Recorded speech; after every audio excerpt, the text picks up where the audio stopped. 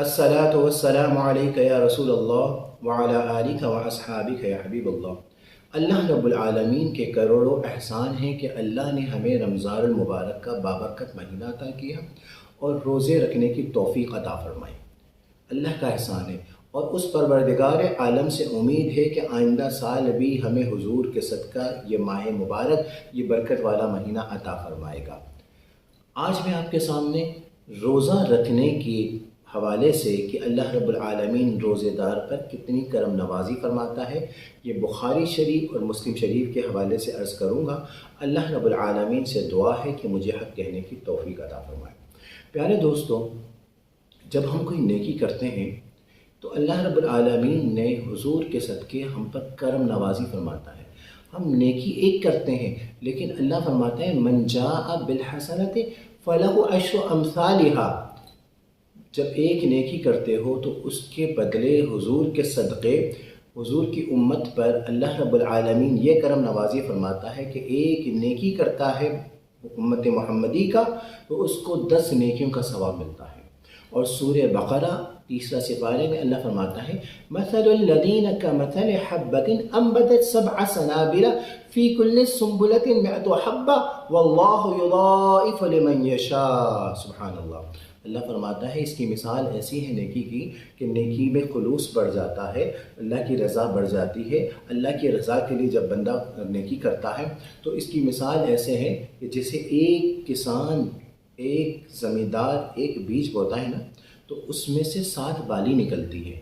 ایک گندم کا بیج ڈالا تو اس میں 7 بالی نکلی، اور یعنی ایک بیج بونے پر 7 بالی نکلی، اور ہر بالی میں 100 دانے ہوتے ہیں، یعنی 100 بیج ہوتے ہیں۔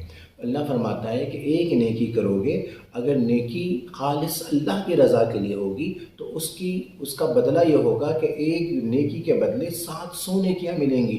واللہ یضاعف لمن یشاء، اور اللہ چاہے تو اس سے بھی بڑھا دے۔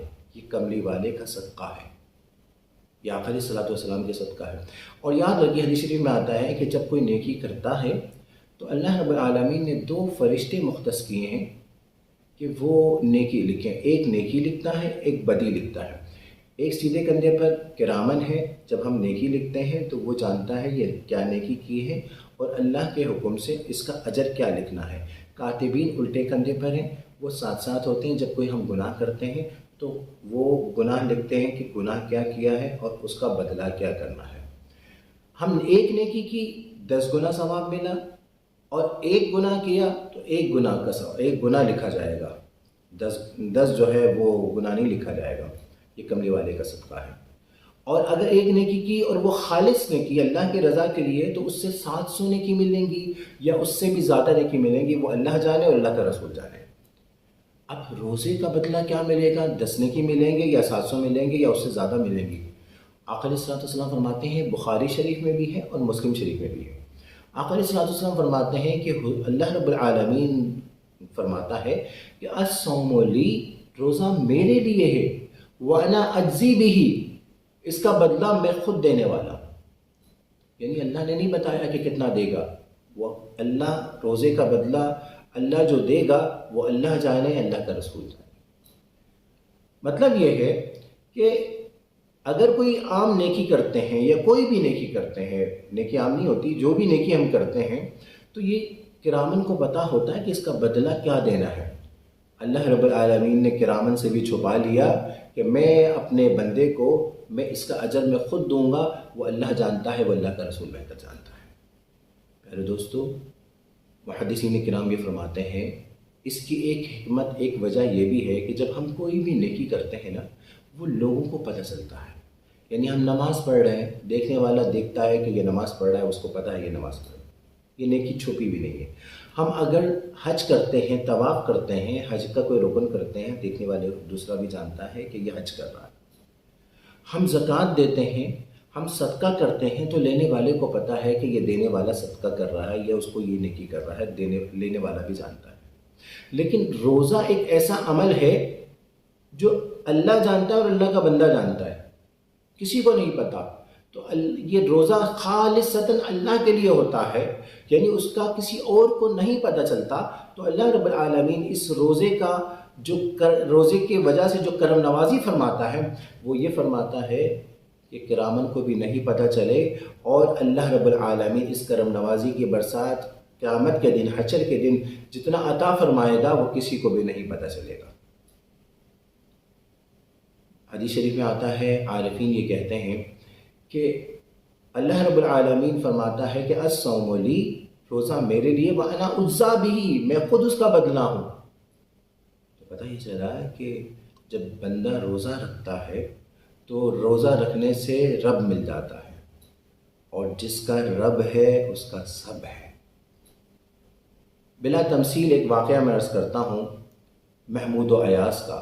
ایک بادشاہ ہیں، محمود نام ہے، ان کے غلام تھے ایاس نام ہے۔ محمود بادشاہ نے اپنے دربار میں ایک اعلان کیا، عام اعلان کیا کہ جو بندہ جس چیز پر ہاتھ رکھے گا وہ چیز اس کی ہو۔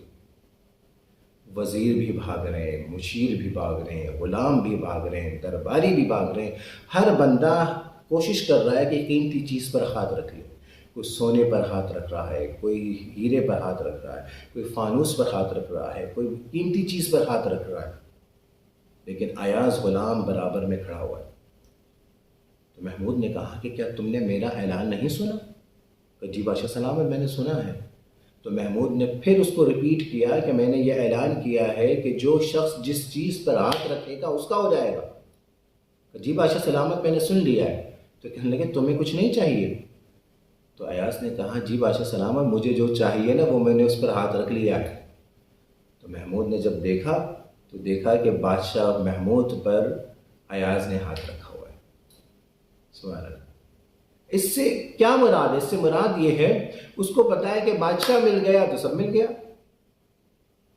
تو میرا مقصد یہ ہے، خلاصہ کلام یہ ہے کہ جس کا رب ہے اس کا سب ہے۔ جس نے اللہ کی رضا کے لیے نیکی کی، جس نے اللہ کو راضی کرنے کی کوشش کی، وہ دنیا میں ہے تو بھی اللہ رب العالمین کی کرم نوازی ہے، اور جب دنیا سے رخصت ہو جاتا ہے تو بھی اللہ رب العالمین کی کرم نوازی کی برسات ہو جاتی ہے۔ آج لوگ اپنے ماں باپ کے قبر پہ نہیں جاتے فاتحہ کے لیے، آج اپنے ماں باپ کی زیارت کے لیے اگر جاتے بھی ہیں تو سال میں کوئی ایک دن چلے گئے، 27ویں کو چلے گئے، یہ شب برات کو چلے گئے۔ لیکن آپ مشاہدہ کر کے دیکھیں، جن بزرگوں نے اللہ کی رضا کے خاطر اللہ کو راضی کر لیا، وہ آج ہزاروں سال گزر گئے، سینکڑوں سال گزر گئے، لیکن ان کے درباروں میں آج بھی نہیں لگی ہوئی۔ حضور غوث پاک کے دربار میں جا کے دیکھیں، لوگ لاکھوں روپے خرچ کر کے حضور غوث پاک کے دربار میں جاتے ہیں، ان کے مزار پہ جاتے ہیں۔ اجمیر شریف کتنا دور ہے، لاکھوں روپے لوگ خرچ کر کے حضرت خواجہ معین الدین اجمیر رحمۃ اللہ علیہ کے دربار میں جاتے ہیں۔ پاک پتن شریف ہو، ملتان شریف کی کتنے مزارات ہیں، عبداللہ شاہ غازی کے مزار پہ دیکھیں، صبح شام رات لائن لگی ہوئی ہے۔ ان کا جو دربار ہے، مزار ہے، وہاں پہ آپ کو اتنا ٹائم نہیں ملے گا کہ آپ وہاں بیٹھ کے پڑھیں، کیونکہ اتنا رش ہوتا ہے۔ چاہے رات کو، آدھی رات کو بھی آپ جائیں گے تو وہ کہیں گے بھائی آپ زیارت کریں، اگر پڑھنا ہے تو باہر جا کے پڑھیں۔ عبداللہ شاہ اصحابی کے مزار ٹھٹا میں جا کے دیکھیں، عبداللہ شاہ غازی کے مزار پہ دیکھیں، شاہ عبداللطیف بٹائی کے مزار پہ دیکھیں، میرے دادا حضور کے مزار پہ دیکھیں، ہمارے مرشد کریم سائیں کمبر والے کے مزار پہ جا کے دیکھیں۔ جہاں جہاں آپ جا کے دیکھیں گے، جنہوں نے اللہ کو راضی کر لیا ہے، اللہ رب العالمین کی کرم نوازی ان کی زندگی میں بھی تھی اور ان کے پردہ فرمانے کے بعد بھی ہے، اور قیامت تک رہے گی۔ کیوں؟ جن کا رب ہے ان کا سب ہے۔